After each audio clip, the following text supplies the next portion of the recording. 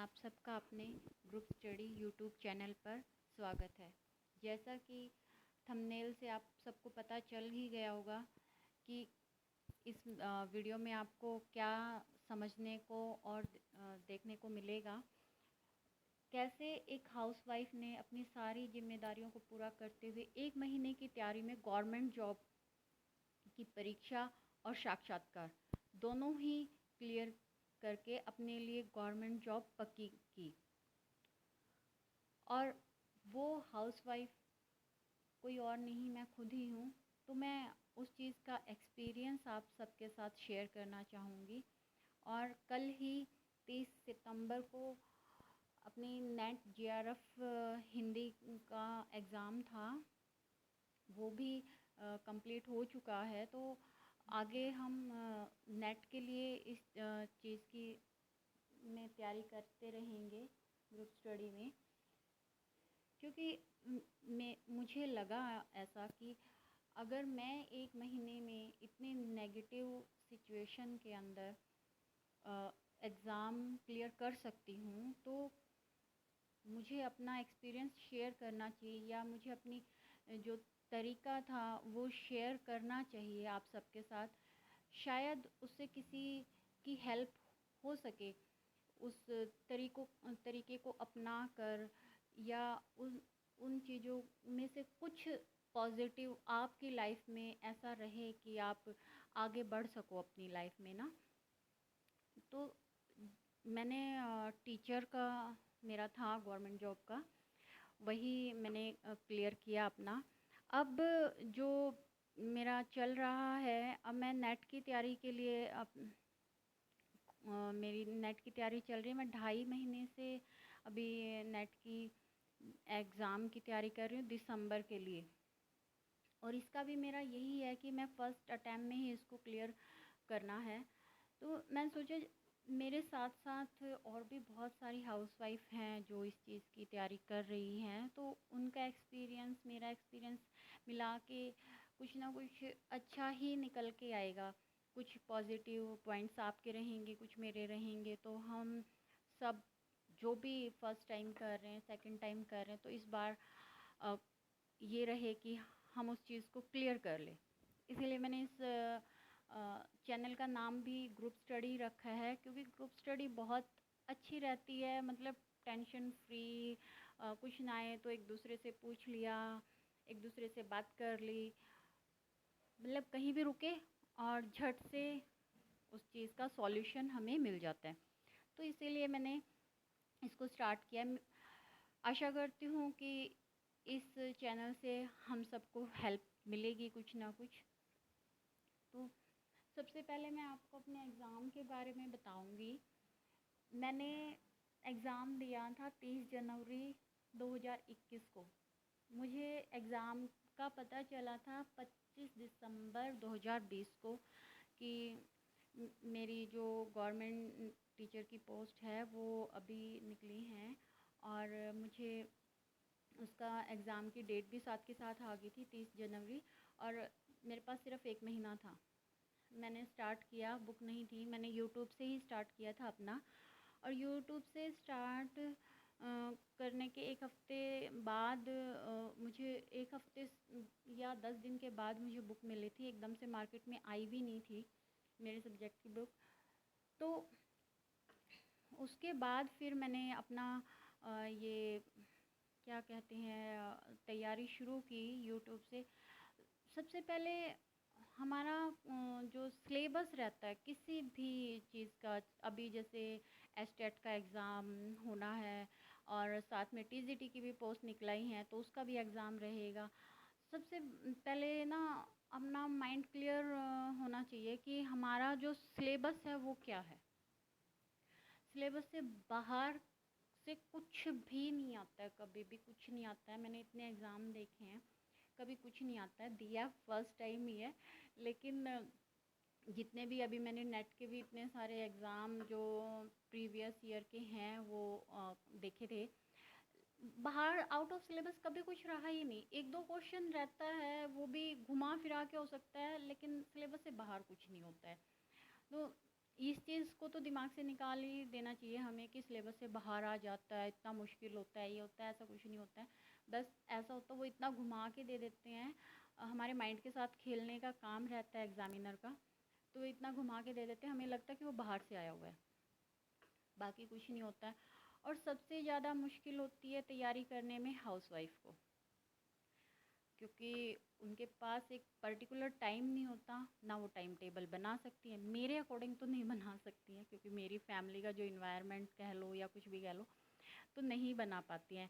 हाँ, कई हाउसवाइफ बड़ी स्मार्टली वर्क करती हैं और वो अपने लिए टाइम निकाल लेती हैं, लेकिन मैं इतनी स्मार्ट नहीं हूँ कि मैं फटाफट ये काम किया वो किया और होगी। और सबकी फैमिली की सिचुएशन भी अलग अलग होती है, सबकी एक जैसी नहीं होती ना, कि आप 4 बजे उठ सकते हो या आप रात को लेट सो सकते हो या दिन में कर सकते हो, सबका अलग अलग रहता है। किसी के घर मेहमान ज़्यादा आते हैं, किसी के बच्चे छोटे हैं, किसी के कोई प्रॉब्लम है, किसी की कोई प्रॉब्लम है, तो वो सबका मैटर अलग अलग है। मैं यहाँ पे बस अभी हाल फिलहाल यही कहना चाहूँगी कि सिलेबस क्लियर होना चाहिए कि हमें ये वाला सिलेबस पर्टिकुलर करना है अपने एग्ज़ाम के लिए, और उस सिलेबस में सबसे पहले जितना जल्दी हो सके थ्योरी कंप्लीट करो। मतलब एक रीडिंग जैसे हम लेसन की लेते हैं ना, डीप रीडिंग, वो ले लो जल्दी से, पूरे सिलेबस की रीडिंग, और उसके बाद अपना तैयारी करना शुरू करो। मेरे अकॉर्डिंग मैं सिर्फ अपना बता रही हूँ कि मैंने कैसे किया था। जब तक बुक नहीं थी तो मैं यूट्यूब से, जैसे मेरे को हरियाणा की जीके करनी थी या जो मेरा सब्जेक्ट था उससे रिलेटेड मैंने वीडियो देखनी शुरू की। अब मेरा कोई फ़िक्स टाइम कभी नहीं हुआ, मेरा टाइम टेबल कभी बन ही नहीं सकता है, मेरी लाइफ की जो सिचुएशन कह लो या कुछ भी कह लो नहीं बन सकता। और सबसे मुश्किल उस टाइम पे ये रहा, जो सिचुएशन थी वो तो थी ही थी, साथ में मुझे टाइफाइड हो गया। मतलब मैं कितने मेरे को 25 को पता चला था और 27-28 को, मतलब उस टाइम मेरे को हल्का हल्का फ़ीवर था, लेकिन मुझे ये नहीं पता था कि मुझे टाइफाइड हो चुका है। मैंने 27-28 को टेस्ट करवाया क्योंकि मेरी तबीयत ज़्यादा ख़राब होती जा रही थी, और टेस्ट में मुझे टाइफाइड मिला। पूरा महीना टाइफाइड, और साथ में एग्ज़ाम की तैयारी, और साथ में जो रहता है फैमिली का वो तो था ही, क्योंकि मेरी सास भी नहीं है, तो जो भी करना था मुझे ही करना था। मेरे 2 बच्चे हैं, हस्बैंड, साथ में पापा जी रहते हैं, ससुर मेरे, तो सबका मुझे ही देखना था उस चीज़ को लेके। वो भी चल रहा था साथ के साथ, लेकिन भोलेनाथ की कृपा से एग्ज़ाम मेरा बहुत अच्छा हुआ, मेरिट लिस्ट में मेरा नाम आया, इंटरव्यू अच्छे से गया, सब कुछ अच्छे से हुआ। बस अभी ज्वाइनिंग रहती है, वो भी जल्दी ही हो जाएगी। तो मैं आपको बोल रही थी कि सबसे पहले अपना सिलेबस हमें रीड कर लेना चाहिए। मतलब जो भी सिलेबस में रहता है उसको पूरा डिटेल में एक बार पढ़ लो। कोई भी बुक आपको मिलती है उससे रिलेटेड, मेरे पास मैंने, जैसे मैं टीजीटी की हूँ, तो मैंने 6 to 8 क्लास की जो एनसीईआरटी रहती हैं उनसे, उनको एक बार सबको अच्छे से किया था अपने सब्जेक्ट की, कि हाँ तसल्ली से जो भी उसमें से क्वेश्चन निकले, फिर मैंने उनको वन लाइनर क्वेश्चन, हाँ एक जो मेन रहता है, मुझे जो लगा कि वन लाइनर क्वेश्चन ज़्यादा बेटर रहते हैं। कि कोई भी आप जैसे नोट्स बनाते हो, या मेरे अकॉर्डिंग या जो मुझे सही लगता है, उसमें ना वन लाइनर क्वेश्चन के उससे हमें नोट्स बनाने चाहिए। जैसे आपको स्क्रीन पे थोड़ा बहुत दिखाई भी दे रहा होगा, मैंने क्योंकि जब आप नोट्स अगर एक पैराग्राफ में बनाते हो, वो तो बुक में है ही ना, तो पैराग्राफ में नोट्स मेरे अकॉर्डिंग मुझे समझ नहीं आते हैं बिल्कुल भी। और जो ऑप्शन टाइप जैसे एमसीक्यू रहते हैं, उनको तो सबसे बाद में हाथ लगाना चाहिए, जब तक सिलेबस आपके अंदर से पूरा का पूरा निकल ना जाए। पूरा ऐसे कि हाँ भाई एक बार तो मैंने पढ़ लिया सारा का सारा, और उसमें से जो आपने नोट्स बनाने हैं, वन लाइनर क्वेश्चन बनाने हैं, कुछ भी ऐसा वो आपने कर लिया। उसके बाद फिर आप अपनी एमसीक्यू स्टार्ट कर सकते हो, प्रीवियस जो क्वेश्चन पेपर है उन्हें स्टार्ट कर सकते हो, वो चीज़ रहती है। मेरे पास टाइम नहीं होता था तो मैं एक काम करती थी, मतलब मैं सुबह से लेके रात को सोने तक मैं 3 से 4 घंटे सोती थी बस। उस टाइम पे 1 महीने तक मेरा यही रूटीन था। वैसे नींद मुझे बहुत ज़्यादा आती है, लेकिन उस टाइम पे भाई गवर्नमेंट जॉब दिख रही थी तो थोड़ा तो सेक्रीफाइस करना पड़ता है खुद के लिए। उस टाइम पे मैं 3 से 4 घंटे सोती थी। बाकी टाइम मेरा क्या रहता था कि मेरे पास, मैं जैसे खाना बना रही हूँ तो मैंने फ़ोन खोल के अपना यूट्यूब चलाया और सामने रख लिया, सुन रही हूँ बस। अपने सिलेबस से रिलेटेड जो भी वीडियो हैं, वो किसी भी टाइप की, मेरे सिलेबस से रिलेटेड जो भी वीडियो रहती थी मैं उनको सुनती रहती थी।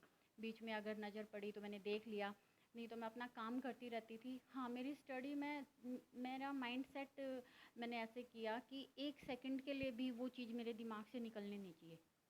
फैमिली है, उसका काम है, वो ठीक है, लेकिन मैं अगर एग्ज़ाम की तैयारी कर रही हूँ तो वो 1 सेकंड के लिए मेरे दिमाग से नहीं निकलनी चाहिए किसी भी हालत में। इसके लिए मेरे को यही आइडिया अच्छा लगा और ये काम भी कर गया, मेरे लिए काम कर गया कि कंटिन्यू सुबह से लेके रात को सोते हुए भी मेरा क्या था कि मैं वीडियो डाउनलोड कर लेती थी अपने सब्जेक्ट से रिलेटेड।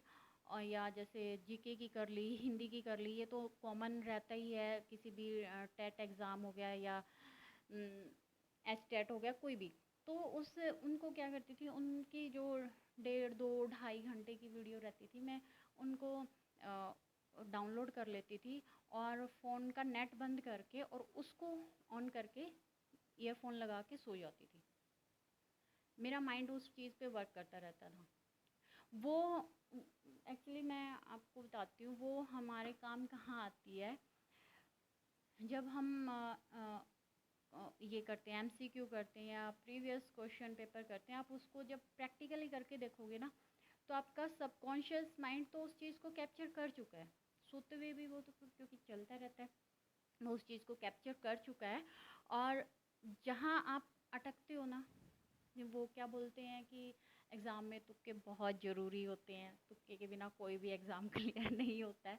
तो वही चीज़ है, वो वहाँ हमारे काम आता है, जो हम सबकॉन्शियसली अपने माइंड में डालते हैं जब हम एग्ज़ाम में बैठते हैं। और क्योंकि हम सारा सिलेबस, हम एग्ज़ाम से पहले क्या लगता है कि अरे हम तो भूल गए, ये हो गया, वो हो गया, थोड़ा सा डर आ जाता है।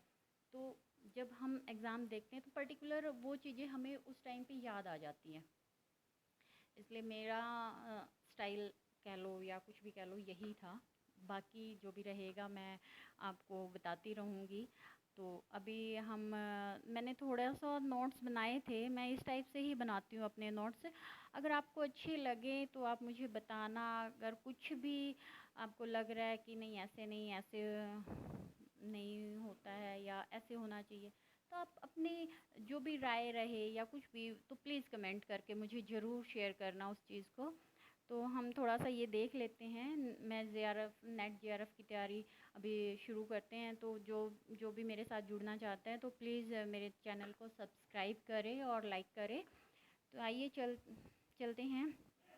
सबसे पहला टॉपिक जो अपना हिंदी में रहता है वो है हिंदी भाषा और उसका विकास, यही है।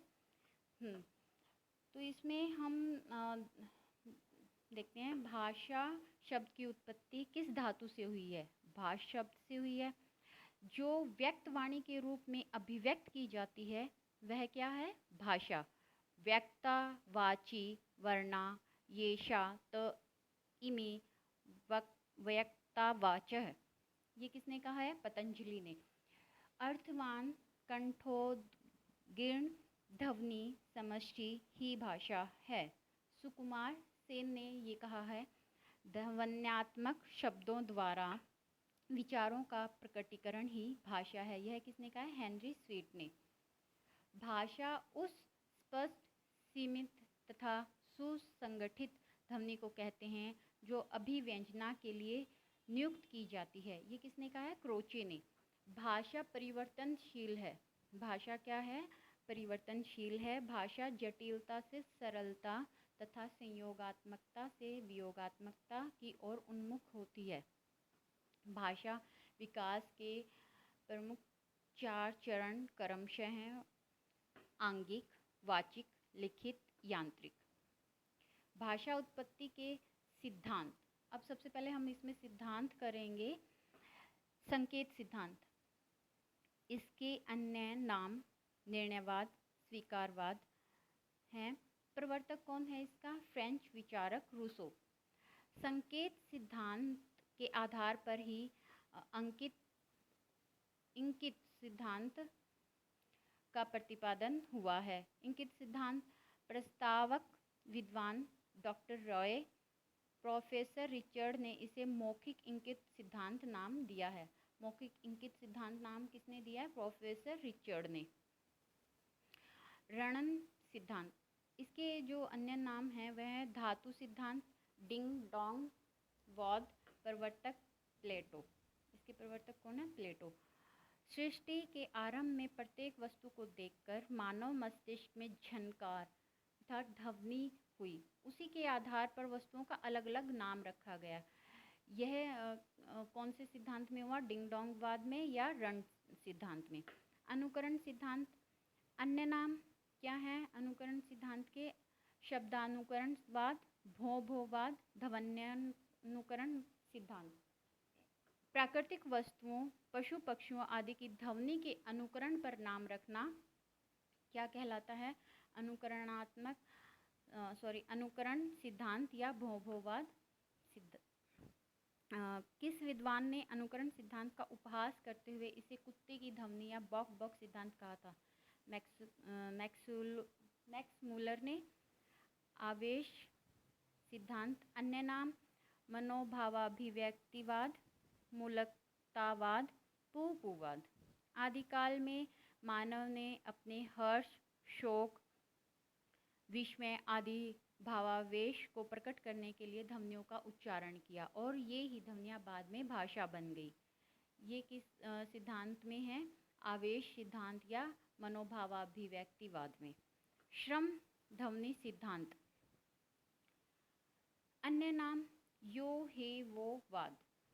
प्रतिपादक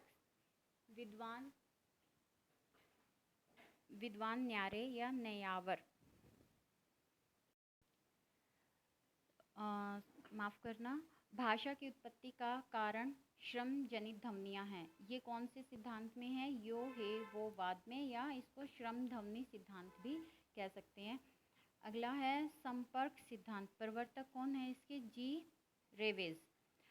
आदिम मानव जब समूह के संपर्क में आया होगा तो उसके मुंह से पहले कुछ ध्वनियाँ निकली होंगी और आगे चलकर वही शब्द और भाषा में परिवर्तित हो गई।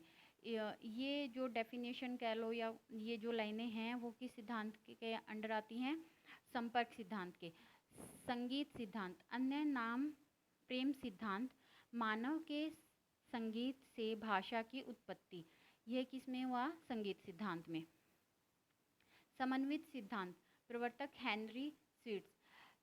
समन्वित सिद्धांत में क्या हुआ था? हेनरी स्विट्स ने किसी एक पर्टिकुलर चीज़ को सिद्धांत के रूप में प्रस्तुत नहीं किया। उसने सारे सिद्धांतों में से कुछ कुछ अपना लेके उसको एक समन्वय में मतलब इकट्ठा करके उसको समन्वित सिद्धांत में प्रस्तुत किया था।